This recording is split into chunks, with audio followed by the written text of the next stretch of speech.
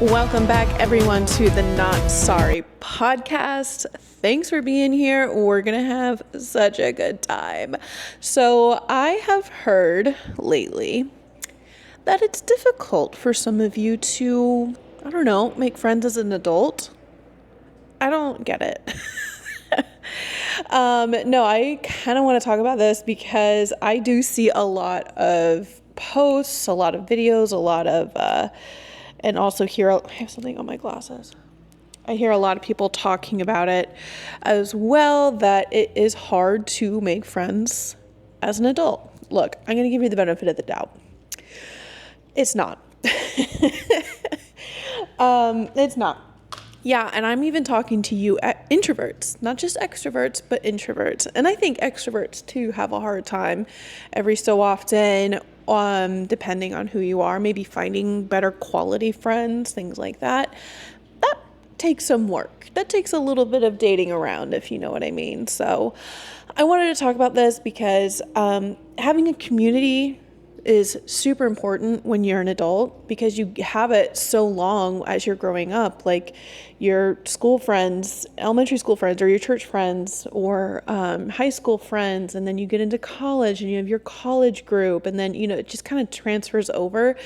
And I've seen people, and I've heard of people just feeling like life is over after graduation or something like that. Like, is this it? I feel lost, and they're stepping into the big world and they're just lost because they don't have their group anymore. They don't have their friends, and it's, everything's breaking apart, right? And it feels kind of existential. Like, I get that. I didn't go to college.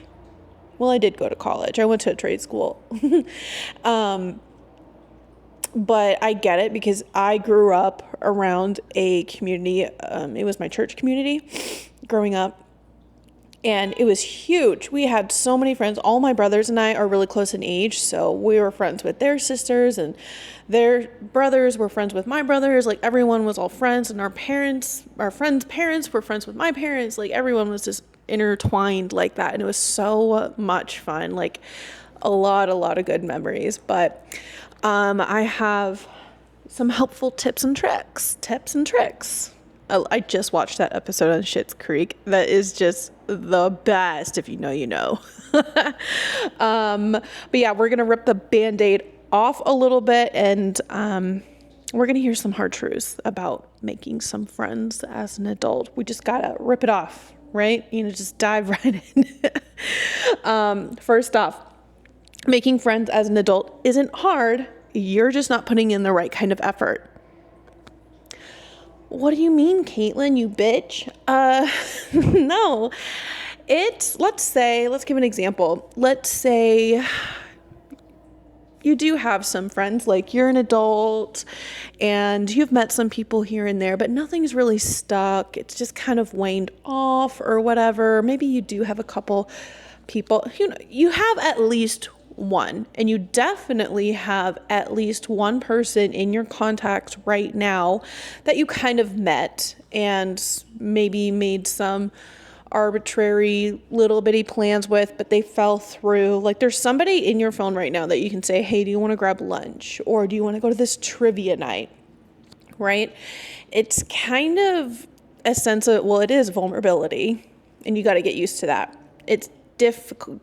It's not difficult. It's just different as an adult making friends, because in your church group or your college friends or whatever you came from, it was kind of just there. Like, it was set in front of you and you just walked right through the door, right?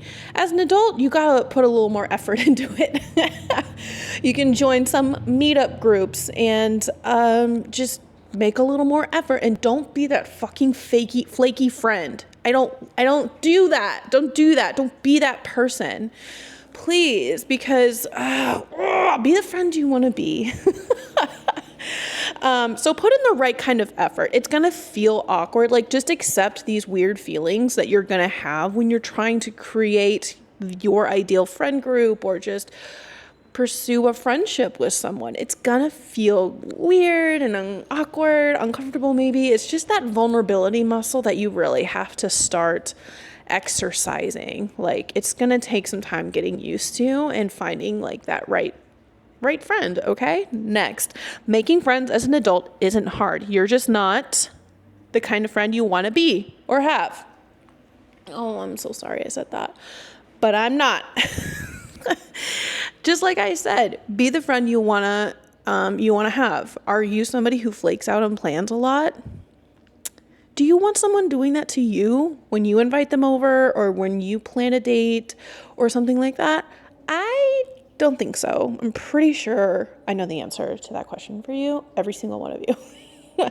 So don't be that friend. And honestly, it is super rare for me to actually cancel plans with someone that I have made. It is extremely rare because I never double book and I'm rarely sick. So what else is there? I can't remember the last time that I canceled plans on someone. I could sit here for hours trying to think of it. But my friends know that if I do cancel plans on them, like, it's serious. Like, and they don't take it the wrong way, or they're not upset about it. Like, it's serious if I cancel plans. So be that person. If you need to get to know yourself a little bit better and ask yourself, why do I do that? Why do I make plans I either know I'm not going to keep, or two, just don't have the energy for, or don't keep in general? Like, whatever that looks like for you, like, ask yourself those questions and figure yourself out a little bit. I've had friends that I can't believe how much shit I've put up with just because they love them and they're my friend. Constantly rescheduling, constantly canceling, and it's just, I've had to lay the hammer down a couple of times. I'm like, I can't keep putting up with this. This is ridiculous. It's so hard for me to kind of lay that hammer down because you're my friend and I want to be graceful and compassionate to the circumstances, but there's a really big theme going on here. Like, I'm not a monster, but why is this happening all the time? And sometimes you might just have to reevaluate your energy. And I have friends that a couple of them have FOMO, big FOMO. It's so cute. So when the group starts making plans, there's one or two of them, especially one of them, will always say maybe, because either, I mean, she's a mom too, so there's that factor. But she was like that before she became a mom. There was that factor of like, I don't know what's going on that day. I might want to do something else. Like, I can't commit right now, but I want to be there, and blah, blah, blah, blah. It's okay if you're like that. There's nothing wrong with that. But don't make solid plans with someone. Oh my God, I'm really going on a tangent. That's just one example of being a good friend, is not constantly canceling or flaking on your friends or whatever. What's another good example? Just being a good person. Like, that's just basics. The canceling plans, maybe that's why I wrote that little thing down, because that really grinds my gears, man. Sorry, that shirt is so loud. Yeah, definitely just be the friend that you want to have, and ask yourself what that is. Like, what kind of friends do I want to have in my life? I want to have Katelynn, because she tells it like it is. Or somebody who likes to do these kinds of activities, or like maybe someone with a certain type of morality, or it's someone who's a good person, and someone who can love me in a way like this. You know what I mean? Like, I'm kind of all over the place, but it can be someone who likes to do these certain activities, or it can just be a type of person. I want good, wholesome people in my life that's not going to talk about me behind my back or create drama or stuff like that. Are you doing any of that? Like, look in the mirror a little bit. If you're not, great. Just check yourself just a little bit. Okay. Next. Making friends as an adult isn't hard. You're just not valuing yourself the way you should be, babe. You're just not. There are people I have experienced in my life who just can't seem to keep friends. They are constantly being so self-critical about themselves that it kind of creates the fear that they're trying to avoid, and people not accepting them for who they are, or having that core group that you just feel at home and safe with, because they don't value themselves as much as they should. And I don't want to be around anyone that's negative. Do you? If you're constantly self-criticizing and devaluing yourself and thinking less of yourself, like, what conversations are you having with yourself? How are you speaking to yourself? Is it really negative? Are you being way too hard on yourself? Chances are there's people that just don't want to be around that. Hello, I'm one of them. So again, maybe I should rename this podcast, because like a lot of this really is just about checking yourself, looking in the mirror a little bit, and just kind of being, all right, am I who I'm supposed to be? Am I somebody that I want to be? Am I where I want to be in my life? So same thing applies with your friends. If you're not valuing yourself, you're not having people around you that value you. And that includes all sorts of relationships. You hear? All right. Next, making friends as an adult isn't hard. You're just not used to feeling vulnerable. I said that a little bit earlier. It's true.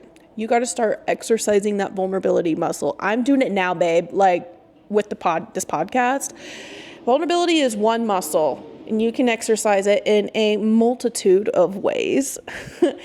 It's hard. You really do feel like you're exposing yourself in a really gross, naked way.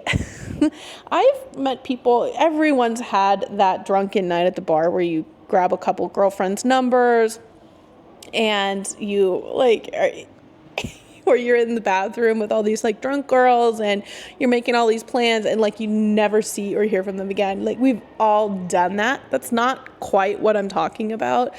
But I've also met people where I'm like, you're really cool. Like, I want to hang out with you. Give me your number or give me your Instagram or something. And we try to like connect, or they just don't respond to me because, yeah, it's kind of weird. Like, you were drunk when you were having this conversation with me. And oh my God, that's loud. You were drunk having this conversation with me. So the next morning when I'm like, because I'm a person who follows through, like, don't test me on that. It does feel weird. And if you want to ghost me if you want. I don't want you in my life anyway. But, and we've all been there. And just be the person that follows through a little bit more, and it's gonna feel icky and weird, and just accept that fact. When you get over that hump that, okay, it's gonna feel this way, get over it, let's move forward, things get so much easier. And when you start to develop that core group, like, you don't really have to keep doing this. You don't have to keep dating around for new friends. Do I have one more? Yep. One more last point and we'll keep talking. Making friends as an adult isn't hard. You're just making up excuses. What can those excuses possibly be? You're not getting out of your damn house, or you're not replying to an invitation that you got, or you're too tired, or you're this, or you're that. Like, no, I want to hear it. You're too tired, take a nap. Otherwise, you're sticking with those plans that you made. Oh, this is what this podcast should be about. Just not being a flaky person. Flaky people have been booted from my life. Trust me, it's gotten that bad, and it's a sore spot. Can you tell?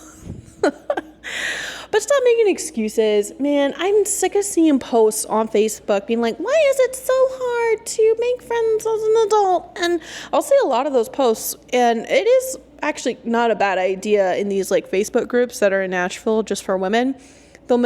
All the time I see them. I'm an adult. It's so hard to make friends as an adult. So here I am. I'm 35, I live here, I have these dogs, I'm married, blah, blah, blah. I want to hang out with girls. These are the kinds of things I like to do. And there'll be tons of comments. That's so cute. But are you actually did you make that post in kind of a weak moment, and then you get all these responses from cool people, and you just kind of let it go because it's now, oh, I actually have to like stick to what I said I wanted to do. It's weird. It's hard. Get used to it. I had a friend. Those are all my, we're done with the Band-Aid ripping, I promise. I had a friend a while ago when I first moved. No, it was actually years after I moved to Nashville. And this is how I made all the friends that I have now, like my core group, that I feel loved in, I feel safe in. Great, great girls. And I mean, I have other friends in other pockets, and they're all just, everyone, all my friends in my life are equally important to me, but there is a core group that I've had for quite some time. And I met them because someone decided to be extra vulnerable and create a community for women. And what did she do? She started hosting women at her house, strangers, literal strangers, every Monday from 6 to 9. Like literally it was 9 o'clock, you had to leave. And it was called Monday Fun Day. And I saw a Facebook memory pop up because she would take a selfie after every night before a bunch of people would go home or something, but she would take a quick selfie and post it in the little Facebook group. And I just saw a memory pop up, and it was 7 years ago, like just one of them. Like, it was so long ago, but it feels like yesterday, and I miss it. But I just saw a random Facebook post. Someone said that her friend was hosting a wine night at her house. If anybody is looking to meet new friends, just bring a bottle of wine. And I was kind of like in a sad place in my life where I didn't really have anybody. I didn't have a lot of friends. What was I doing? I was just working, being in stupid relationships. And man, I really didn't. I can't believe that. It's so unlike me. I was not in a good spot. But I saw this invitation to all these strangers, and I'm like, okay, yes, that sounds great. Wine, yeah, check. I'll be there. And so she messaged me the address, and I pull up after work. I'm just in my scrubs. And because I was a massage therapist, I had to wear scrubs. I pull up to this house, and I'm like, I see cars. Like, it's so awkward. I'm walking into a stranger's house.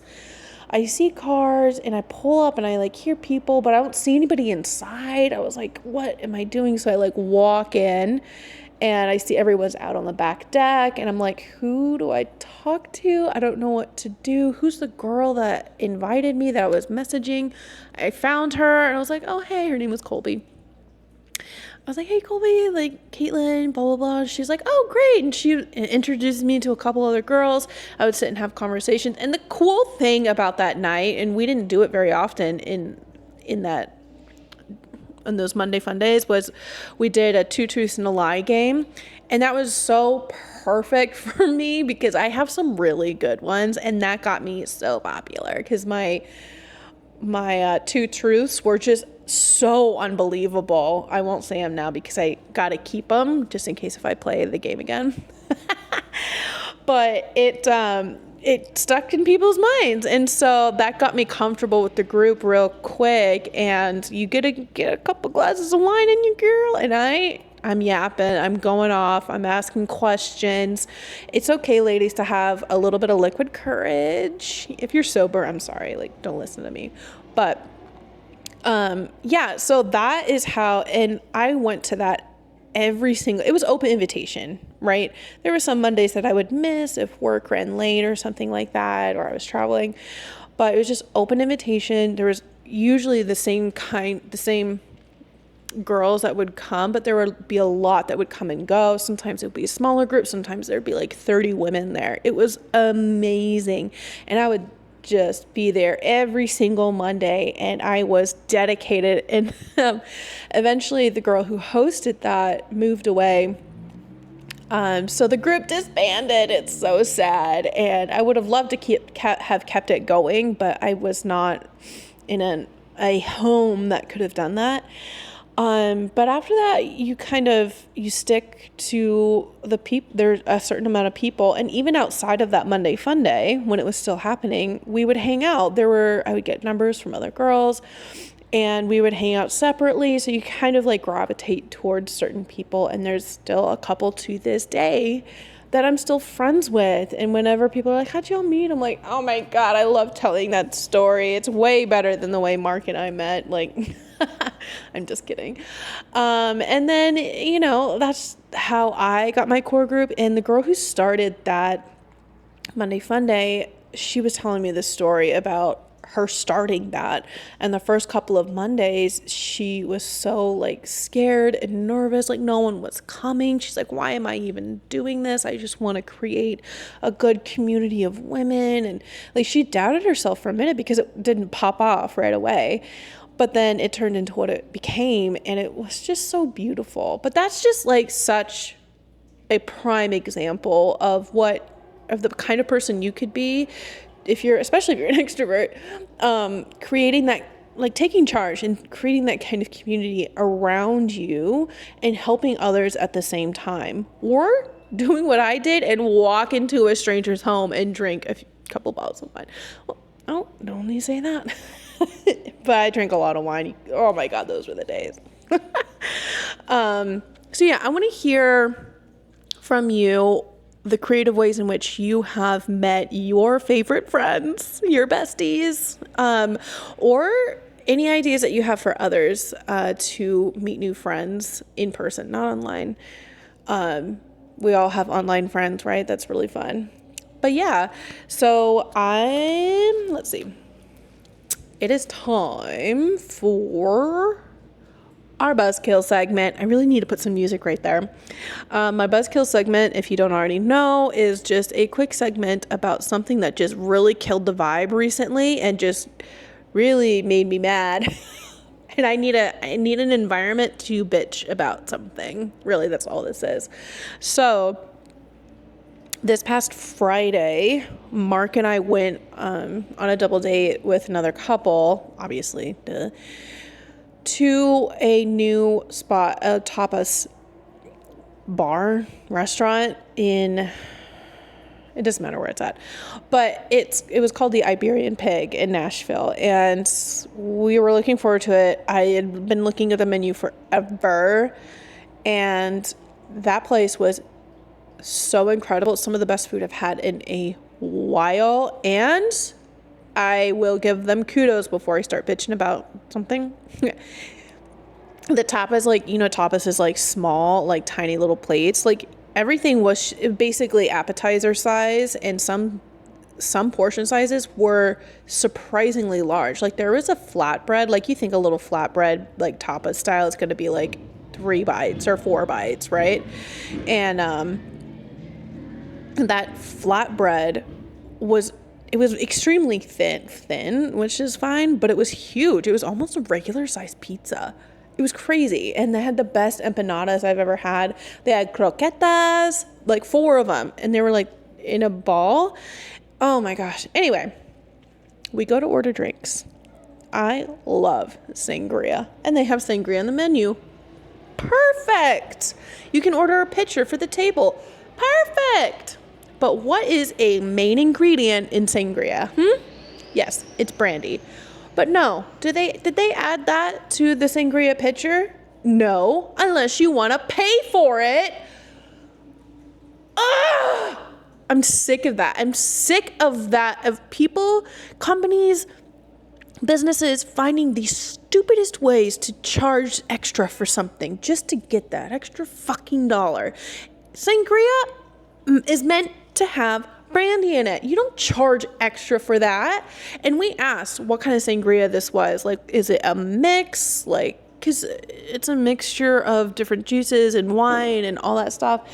No, it's just like some random bottle thing or whatever, and they just tossed some fruit in it, and that was it. We still got it. But how stupid is that? I complained about it for a minute. I was like, okay, I need to calm down. I'm going to ruin the night. I'm not somebody that's going to bitch to the server. Like, I'm not that person. So, like, grab the manager and be like, you're not charging me extra for that. Brandy should be free because it's a main ingredient. Like, I'm not not going to be that person. So Mark, bless his heart, really takes the brunt of my anger. Anger toward other things. So yeah, that really was a buzzkill, like literally buzzkill, because there was less alcohol. No, we did pay for the extra brandy. Well, Mark paid for the extra brandy. Like, I'm such a hypocrite. But yeah, that was a major buzzkill. What is a buzzkill you've experienced recently? I would love to hear your buzzkill stories. You can write into the email or just DM me on TikTok, because you're probably watching this on TikTok. I love that. Like, I actually would really want to hear other people's little buzzkill moments you've had recently, because we need to complain. It's okay to bitch about things and then, move on. All right, lovely ladies. That's the episode. Thanks again for listening. We're trying to put out a lot more episodes, more and more, just for the algorithm purposes, and just because this is my dream, and I'm trying to quit my 9-to-5. I put it out into the universe. I hard launched it on TikTok, which was super scary and vulnerable of me, and so far only one mean comment. We deleted it, don't worry. Yeah. So yeah, we're on our quitting our 9-to-5 journey. Hopefully it doesn't take very long, please, Lord. But thanks for your support. You're helping me every step of the way. Love you. Talk to you later. Bye.